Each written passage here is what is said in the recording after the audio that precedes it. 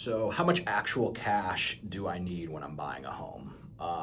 So that's a great question. I know that, people see all sorts of buzz about, 3% down, 5% down. The thing that's important to remember is that anytime somebody's referencing a down payment, that is strictly the amount of money that you need to put as a down payment, not including any closing costs. So let's say you're buying a 300, or a $100,000 house, just to use nice round numbers, and you see, oh, there's a 3% down option available, right? Well, that doesn't mean that the only money that you're gonna have to come up with is $3,000. It is $3,000 plus your closing costs on the transaction. Now, there's no set rule. Closing costs are negotiable on every sales contract. So, it's possible that you may be able to have the seller cover some or all of those, of those closing costs. That's much more common now than it was, 3 years ago, like during COVID and sort of the year or two after COVID. Like we didn't really see that very often. Now we're seeing it a lot more because we're shifting to a little bit more of a buyer's market, especially in this area. But closing costs, like I said, negotiable. Seller could pay for some of them.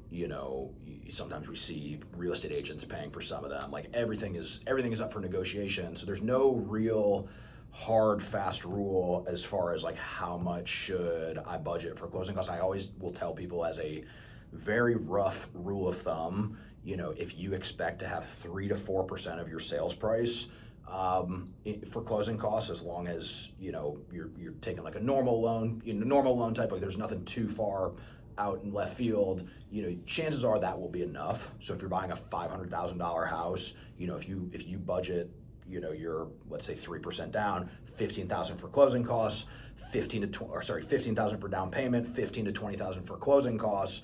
If you have 35 grand set away in the bank, that should be enough money. It probably will not be that high. We won't know exactly how much that is until you actually go under contract, because at least here in Palm Beach County, sellers typically choose the title company. That's how most, obviously that's negotiable too, but that's how most real estate contracts work, is the sellers choose who's doing the title, and the title company is who determines the majority of the closing costs. Like we're only responsible for 1 or 2 line items, which are like underwriting fees and lender fees, right? So if we know what those are, we don't really know what the title fees are. I've seen title estimates come in where the settlement charges are $500, and I've seen title estimates come in where the settlement charges are $2,500. So there could be a pretty big swing depending on who you're working with there. The other portions that that can be kind of flexible, I guess, is insurance cost is a big portion of closing costs. So you may be looking at a house and we estimate that your insurance is $3,600 a year.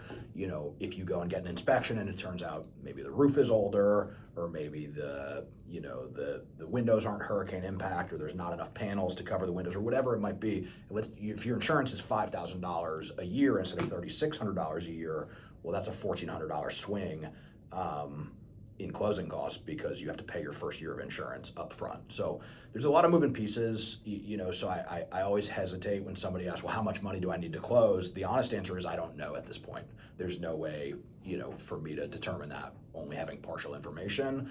But part of the due diligence period of your sales contract is when we gather all of that information and we put together a figure.